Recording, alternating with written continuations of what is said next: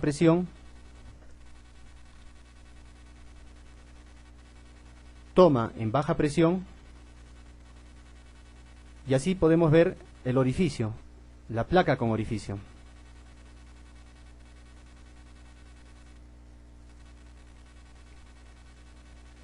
El orificio es normalizado. La característica de este borde es que el chorro que éste genera no toca en su salida de nuevo la pared del orificio. El caudal se puede determinar por medio de las lecturas de presión diferenciales. Dos tomas conectadas en la parte anterior y posterior de la placa captan esta presión diferencial, como vemos. Entonces tenemos nuestras dos tomas. Acá tenemos la placa de presión. Nuestro primer orificio piezométrico, donde vamos a tomar las medidas, sería una en esta ubicación y otra en la siguiente ubicación, después de la placa con orificio. Esto va a variar, y la variación de esto va a dar diferentes nombres o tipos de placa con orificio, que le llamamos derivaciones.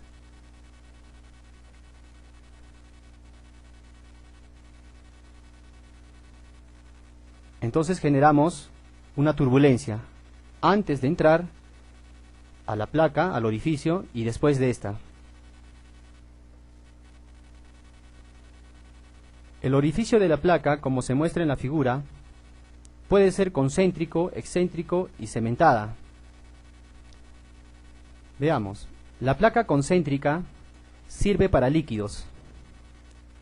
Entonces acá tenemos la placa concéntrica y vemos que el orificio se ubica en el centro del mismo. El orificio excéntrico se utiliza para los gases donde los cambios de presión implican condensación, cuando los fluidos contienen un alto porcentaje de gases disueltos. Entonces vemos un orificio excéntrico.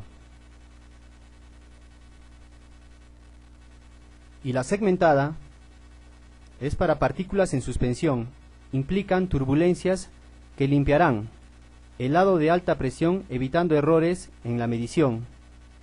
Esto es para que no se produzca aglomeración de partículas. Entonces tenemos orificio segmentado.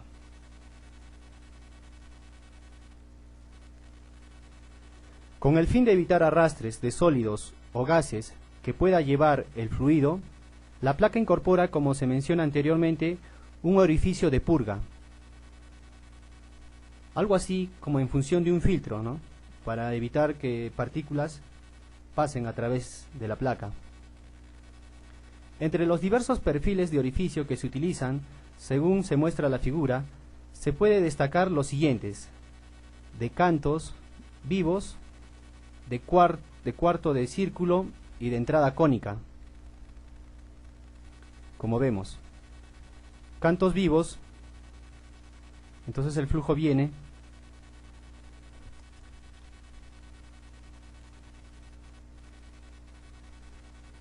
por acá. También tenemos el cuarto de círculo, entonces tiene forma circular, y la entrada cónica. Entonces utilizamos estos orificios de purga, como hemos dicho, para evitar arrastres de sólidos o gases que pueda llevar el fluido.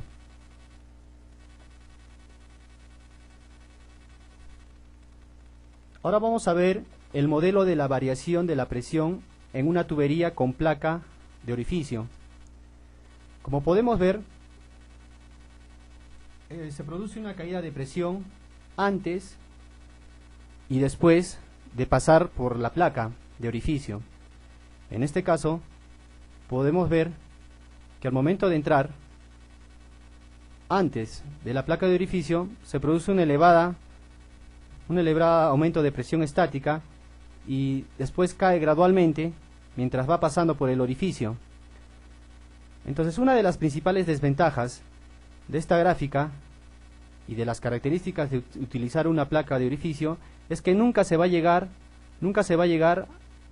a obtener la misma presión que hubo antes de que entre a la placa con orificio. Siempre va a haber una pérdida, y estas pérdidas son mucho mayores. Estas pérdidas son mucho mayores en este tipo de placa con orificio que al utilizar, por ejemplo, un tubo de Venturi. Entonces nunca se va a llegar a obtener la misma presión. Entonces esto va a ser diferencia de costos, porque nosotros vamos a tener que compensar esta pérdida de presión.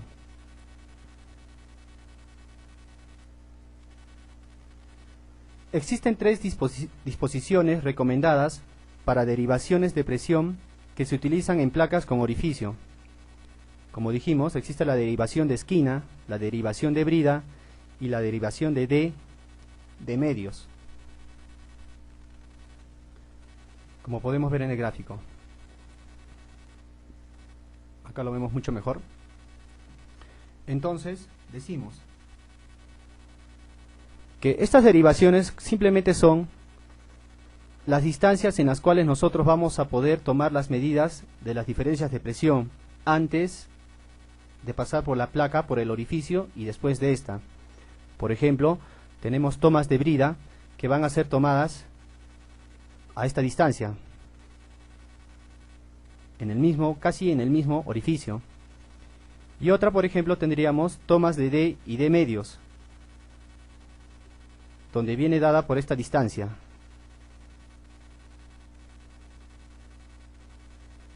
Y tomas de derivación de tubería, que viene dado por esta característica.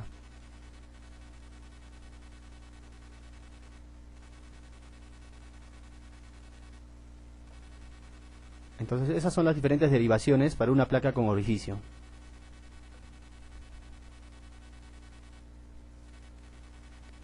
Las desventajas en el uso de la placa de orificio. Es inadecuada en la medición de fluidos con sólidos en suspensión. Como dijimos, esto sí se puede utilizar en el fluido como por ejemplo agua, pero fue creado originalmente para medir gases. 2. No conviene su uso en medición de vapores. Se necesita perforar la parte inferior. 3. El comportamiento en su uso con fluidos viscosos es errático, ya que la placa se calcula para una temperatura y una viscosidad dada. 4. Produce las mayores pérdidas de presión en comparación con otros elementos primarios de medición de flujos, como dijimos, en comparación con el tubo de Venturi. Tenemos parámetros principales de los 4 elementos. La tabla 12.2 del libro resume los parámetros principales de los 4 elementos. Tabla 2, 12.2. Por ejemplo, para un tubo de Venturi tenemos una aproximación del factor de descarga igual a 0.99. En cambio, para una placa con orificio es cercana a 0.6. Y así podemos ver, por ejemplo, los valores relativos de la presión diferencial. En un tubo de Venturi se acerca a 1 y una placa con orificio a 2.72.